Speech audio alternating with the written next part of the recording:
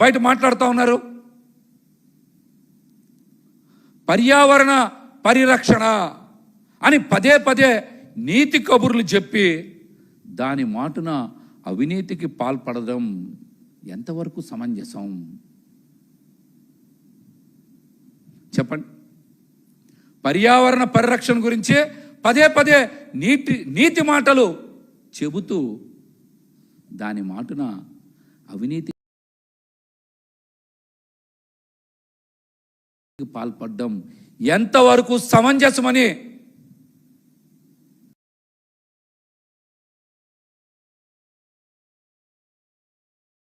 సూటిగా ప్రశ్నిస్తా ఉన్నాం. ఆ శాఖను చూస్తున్నటువంటి మంత్రి గారిని సూటిగా ప్రశ్నిస్తా ఉన్నాం.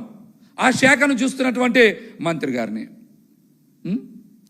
పొల్యూషన్ కంట్రోల్ బోర్డ్ చైర్మన్ ఎవరు చెప్పినా వినరని, కేవలం పవన్ కళ్యాణ్ గారి ఆదేశాలను మాత్రమే పాటిస్తారని అసెంబ్లీ సాక్షిగా బోండమ్మ గారు చెప్పారు కదా. ఎందుకు ఇలా జరుగుతుంది? పవన్ కళ్యాణ్ గారు చైర్మన్ కృష్ణయ్యకి ఏం ఆదేశాలు ఇచ్చారో బహిరంగంగా అయినా లేదంటే అసెంబ్లీ సాక్షిగా అయినా సరే బయట పెట్టాలి. పవన్ కళ్యాణ్ గారు కృష్ణయ్య గారికి ఏం ఆదేశాలు ఇచ్చారు, ఆయన ఏం ఆదేశాలు పాటిస్తూ ఉన్నాడు, ఆయన పనిచేయడానికి పవన్ కళ్యాణ్ గారు చేసినటువంటి దిశానిర్దేశం ఏంటి,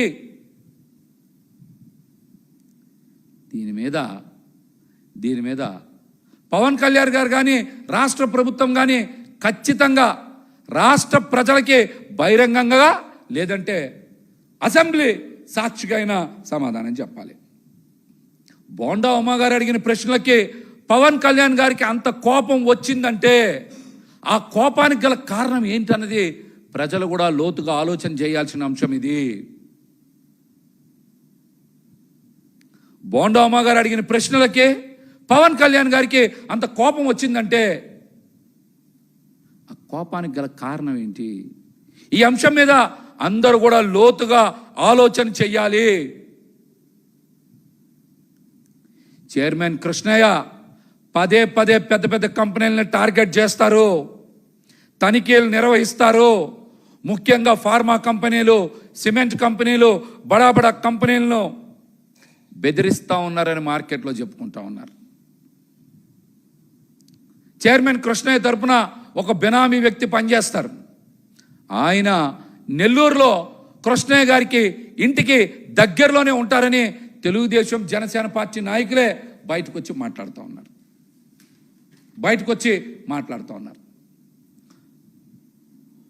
pollution control board Pawan Kalyan గారి చేతికి వచ్చాక, కృష్ణయ్య చైర్మన్ అయ్యాక తునిలో Deccan chemicals, Laurus labs Paravada, India cements Kadapa, Zuari cements, పెద్ద ఫార్మా కంపెనీలు, ఇంకా పెద్ద కంపెనీలు, బడా ఇతర కంపెనీలు అన్నిటినీ టార్గెట్ చేశారన్నది ముమ్మాటికి నిజం. వీళ్ళని భరించలేకే చాలా కంపెనీలు ఈ రాష్ట్రాన్ని వదిలి వెళ్ళిపోతా ఉన్నాయి.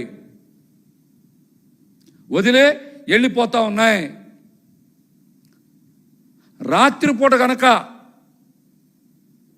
కృష్ణయ్యతో సెటిల్ చేసుకోకపోతే నోటీసులు ఇస్తారు. తర్వాత టాస్క్ ఫోర్స్తో పిన్ టు పిన్ వెరిఫై చేయిస్తారు. ఆ కంపెనీలని మూసివేస్తారు.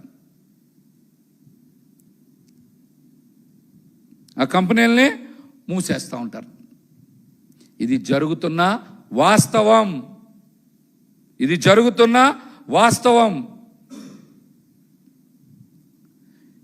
ప్రీ ప్రాసెసింగ్ కంపెనీలను కూడా తన బినామీల ద్వారా కృష్ణయ్య 2 చోట్ల ఏర్పాటు చేసుకున్నారన్న వార్తలు కూడా బయటకు వస్తూ ఉన్నాయి. ఒకటి జగ్గాయిపేటలో, రెండోది రాజమండ్రిలో.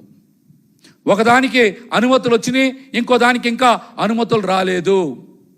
ఈ ఫార్మా వేస్ట్ని ప్రీ ప్రాసెసింగ్ ద్వారా సిమెంట్ కంపెనీలకు పంపించేటువంటి కాంట్రాక్ట్లను కూడా తన బినామీల ద్వారా దక్కించుకొని డబ్బులు సంపాదించాలి. ప్రతిరోజు కనీసం 30 లక్షల రూపాయలు సంపాదించాలనే టార్గెట్తో పనిచేస్తున్నానని మాత్రం ముమ్మాటికి నిజం, ముమ్మాటికి నిజం. అదేవిధంగా పొల్యూషన్ కంట్రోల్ బోర్డులో పదోన్నతులు బదిలీలు చేస్తానని చాలామంది ఉద్యోగస్తుల్ని బ్లాక్మెయిల్ చేసి తన బినామీలు ద్వారా కోట్ల రూపాయలు దండుకున్నారన్న మాట కూడా నిజం, నిజం. పొల్యూషన్ కంట్రోల్ బోర్డులో ఎవరిని అడిగినా చెప్తారు, ఎవరి డబ్బులు వసూలు చేస్తున్నది అతని బినామీ అవునా కాదా అని, అవునా కాదా అని. అట్లాగనే ఆంధ్రప్రదేశ్లో చాలా చిన్న చిన్న ప్రీ ప్రాసెసింగ్ యూనిట్స్కి ఈ ఫార్మా వేస్ట్ని ఇవ్వకుండా వాళ్ళకి ఏదో ఒక సాకు చూపించి వాళ్ళకు అనుమతులు ఇవ్వకుండా వాళ్ళ జీవితాలని నాశనం చేస్తూ తెలంగాణలోని ప్రీ ప్రాసెసింగ్ యూనిట్స్తో టైఅప్ చేసుకున్నారన్నమాట నిజం. అందుకనే ఒక్కొక్క తెలంగాణ కంపెనీ దగ్గర నుంచి 50 లక్షల రూపాయలు అడ్వాన్స్ తీసుకున్నారన్నది కూడా నిజమని చాలామంది చెప్తా ఉన్నారు, చాలామంది చెప్తా ఉన్నారు. దీని వలన ఆంధ్రప్రదేశ్లో చిన్న చిన్న కంపెనీలకి ప్రీ ప్రాసెసింగ్ యూనిట్లతో పాటు రాష్ట్ర ప్రభుత్వానికి కోట్ల రూపాయల నష్టం జీఎస్టీ రూపంలో. దీని మీద కూడా విచారణ చేయాలి, ఈ అంశం మీద కూడా విచారణ చేయాలి. దీని మీద చంద్రబాబు నాయుడు గారు ఎందుకు స్పందించాలా? అసెంబ్లీ సాక్షిగా Telugu Desam party MLA pollution control బోర్డులో జరిగిన అనేక అంశాలను ప్రస్తావిస్తే కూటమి ప్రభుత్వం పెద్ద ఎత్తున అవినీతికి పాల్పడుతుందని తెలుగుదేశం పార్టీ ఎమ్మెల్యేనే అసెంబ్లీ సాక్షిగా బోండమ్మ గారు చెప్తే ప్రతి అంశాన్ని దండుకోవడానికి దోచుకోవడానికి ఉపయోగించుకుంటున్నారని కూడా అసెంబ్లీ సాక్షిగా చెప్పారు. దీని మీద ముఖ్యమంత్రి చంద్రబాబు నాయుడు గారు ఎందుకు స్పందించరు? ఈ వ్యవహారాలన్నీ బయటపడతాయని గప్చిప్ చేసేలాగా ప్రభుత్వ పెద్దలందరూ కూడా చక్రం తిప్పుతా ఉన్నారా? చక్రం తిప్పుతా ఉన్నారా? చెప్పండి. చక్రం తిప్పుతా ఉన్నారు, దీనికి కూడా సమాధానం చెప్పాలి. అసెంబ్లీ సాక్షిగా పవన్ కళ్యాణ్ గారు కూడా ఒక మాట మాట్లాడారు. మేము నిబంధనలన్నీ పాటిస్తే గత ప్రభుత్వంలాగా ఇక్కడ కంపెనీలు ఉండవు అంటున్నారు. అంటే వైఎస్ఆర్సీపీ ప్రభుత్వం పర్యావరణాన్ని పరిరక్షించేలాగా నిబంధనలని ఖచ్చితంగా అమలు చేసేలాగా చర్యలు తీసుకుందని, పాలన సాగించిందని పవన్ కళ్యాణ్ గారు అసెంబ్లీలోనే ఒప్పుకున్నారు. వైఎస్ఆర్సీపీ పార్టీ జగన్మోహన్ రెడ్డి గారి పాలనలో నిబంధనలను ఖచ్చితంగా పాటించేలాగా పర్యావరణాన్ని కలుషితం చేసే కంపెనీల మీద చర్యలు తీసుకున్నాయని పవన్ కళ్యాణ్ గారు చెప్పారు. తాను మాత్రం అలా తీసుకోరంట. ఎందుకు తీసుకోరు? మీకు ప్రజల ప్రాణాల కన్నా వాతావరణ కాలుష్యం అయిపోయినా పర్వాలేదు, కంపెనీలే కొనసాగాలని ఎందుకు మాట్లాడుతూ ఉన్నారు మీరు? దేనికోసం ఈ మాట మాట్లాడుతూ ఉన్నారు చెప్పండి? దేనికోసం ఈ మాట ప్రజల జీవితాలను నాశనం చేసే కంపెనీలకి అంటగా ఉంటానని పవన్ కళ్యాణ్ గారు అసెంబ్లీ సాక్షిగా చెప్పారు కదా. అంటే పవన్ కళ్యాణ్ గారి నిజస్వరూపం ఏంటో ప్రజలందరూ కూడా అర్థం చేసుకోవాలి. మొట్టమొదటి చెప్పిన మాటనే మళ్ళీ చెప్తా ఉన్నా. నీతులు చెప్పడమే కాదు, పాటించాలి. సిద్ధాంతాలు, భావజాలం ప్రజలకే కాదు మనకు కూడా వర్తిస్తాయన్న వాస్తవాన్ని పవన్ కళ్యాణ్ గారు గుర్తుపెట్టుకోవాలని కూడా ఈ సందర్భంగా తెలియజేస్తా. పొల్యూషన్ కంట్రోల్ బోర్డులో జరుగుతున్నటువంటి అవినీతి మీద రాష్ట్ర ప్రభుత్వం స్పందించాలి, విచారణ చెయ్యాలి, అంశాలన్నింటినీ కూడా బహిర్గతం చేయాలని మేము డిమాండ్ చేస్తా ఉన్నాం.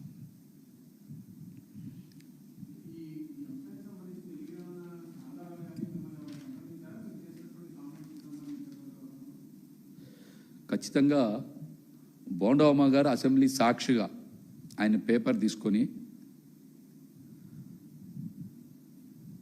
కృష్ణయ్య అనేటువంటి వ్యక్తి పవన్ కళ్యాణ్ గారు చెప్తేనే మాట వింటారు, లేకపోతే వినట్లేదు. అట్లాగనే ఆయన నిబంధనలు పాటించట్లేదు. ప్రీ ప్రాసెసింగ్ యూనిట్లకు ఇవ్వకుండా ఆయనే అసెంబ్లీలో మాట్లాడిన మాటలు 30 టన్నుల లారీకి 90,000 నుంచి ₹1,00,000 తీసుకుంటా ఉన్నారు. అనేక అంశాలు అసెంబ్లీ సాక్షిగా మాట్లాడారు. ఇంతకన్నా ఆధారం ఏం కావాలి? పొల్యూషన్ కంట్రోల్ బోర్డులో పెద్ద ఎత్తున అవకతవకలు జరుగుతున్నాయని చెప్పి తెలుగుదేశం పార్టీ ఎమ్మెల్యే అయినటువంటి బోండా ఉమామహేశ్వరరావు గారు అసెంబ్లీ సాక్షిగా మాట్లాడితే అంతకన్నా పెద్ద సాక్ష్యం ఏం కావాలి? దీని మీద కదా రాష్ట్ర ప్రభుత్వం స్పందించాలి. ఎక్కడో కాదు, అదే అసెంబ్లీలో పవన్ కళ్యాణ్ గారు ఉన్నారు, అట్లాగనే ఆ చైర్మన్ కృష్ణయ్య ఉన్నారు. వాళ్ళ ముందునే కదా మాట్లాడారు. అంతకన్నా ఇంకా పెద్ద సాక్ష్యం ఏమన్నా కావాలా?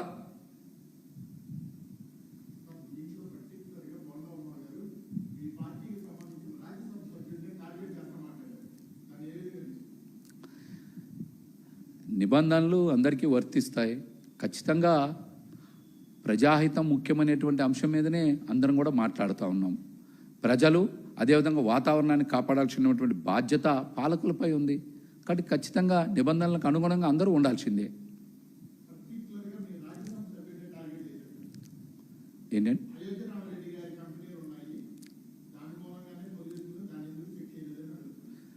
అక్కడనే చెప్పారు కదా, దానికి కూడా సమాధానం ఎవరు చెప్పారు? పవన్ కళ్యాణ్ గారు చెప్పారు అసెంబ్లీ సాక్షిగా. మేము షొకాజ్ నోటీస్ జారీ చేశాం, తప్పనిసరిగా చర్యలు తీసుకుంటాం ఆయనే కదా చెప్పారు. ఇంకా అసెంబ్లీలో కూడా ఆయనే కదా మాట్లాడారు, పవన్ కళ్యాణ్ గారు కదా మాట్లాడారు. ఇంకా ప్రత్యేకంగా మేమందరం మాట్లాడేది ఏముంటుంది ఇందులో?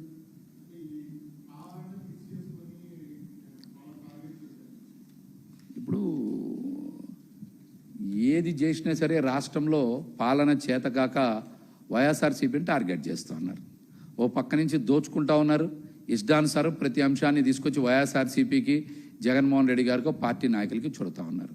ఈ విషయాలన్నీ కూడా ప్రజలు పూర్తిగా గ్రహిస్తూ ఉన్నారు, తెలుసుకుంటా ఉన్నారు. పాలన చేత కావట్లేదు, రాష్ట్రానికి ఎక్కడా కూడా పెట్టుబడులు రావట్లేదు, ఈ రాష్ట్రాన్ని అప్పులతోనే నడుపుతా ఉన్నారు, సంక్షేమం అమలు చేయట్లేదు, సూపర్ 6 లాంటివి కూడా అమలు చేసే పరిస్థితి లేదని కూడా చాలా స్పష్టంగా అందరికీ అర్థమైంది. ఇవన్నీ కూడా పక్కదారి పట్టించడానికి డెఫినెట్గా కొంత వైఎస్ఆర్సీపీ మీదనో వైఎస్ఆర్సీపీ నాయకుల మీదనో ఆరోపణలు చేస్తారు.